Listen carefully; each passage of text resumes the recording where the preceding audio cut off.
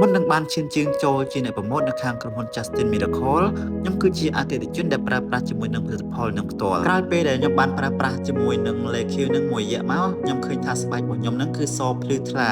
ហើយខ្ញុំក៏តែងតែគិតដែរថាបើសិនជាថ្ងៃណាមួយបើសិនជាខ្ញុំបានខ្លាយទៅជាអ្នកប្រម៉ូទនៅក្នុងក្រុមហ៊ុននឹងប្រហែលជាល្អព្រោះដោយសារតែខ្ញុំបានស្រឡាញ់ផលិតផលនឹងខ្លាំងមែនទែនដោយការខិតខំប្រឹងប្រែងនៅក្នុងការធ្វើវីដេអូរបស់ខ្ញុំជាប្រចាំជារៀងរាល់ថ្ងៃទើបក្រុមហ៊ុនគាត់ឃើញគាត់ក៏បានតាក់ទងនឹងហៅខ្ញុំធ្វើជារបរនៅក្នុងក្រុមហ៊ុន Justin Miracle នឹងផ្ដល់លេឲ្យខ្ញុំ free ជារៀងរាល់ខែដោយខ្ញុំលេងចំណាយទៀតដែរក្រោយពីប្រើប្រាស់ជាមួយនឹងផលិតផលខាងក្រុមហ៊ុន Justin Miracle គឺស្បែករបស់ខ្ញុំគឺសភ្លឺថ្លាលេងខ្មៅស្អាតដូចមុនទៀតហើយអ្នកនរគ្នាហើយចាប់តាំងពីពេលដែលខ្ញុំចេះថតវីដេអូប្រម៉ូទលេខនឹងមកគឺខ្ញុំលេងខ្លាចកាមេរ៉ាដូចពីមុនទៀតដែរហើយណាមួយទៀតគឺបានជួបផ្ទាល់ជាមួយនឹង idol បាទដែលធ្លាប់ទៅមើលពួកគាត់តាមទូរស័ព្ទតាមកញ្ចក់ទូរទស្សន៍ប៉ុន្តែឥឡូវនេះគឺបានជួបពួកគាត់ផ្ទាល់ហើយបានថតរូបមួយពួកគាត់និងរួមការងារជាមួយនឹងពួកគាត់ជាពិសេសហ្នឹងគឺបង influencer ច្រើនអ្នកទៀត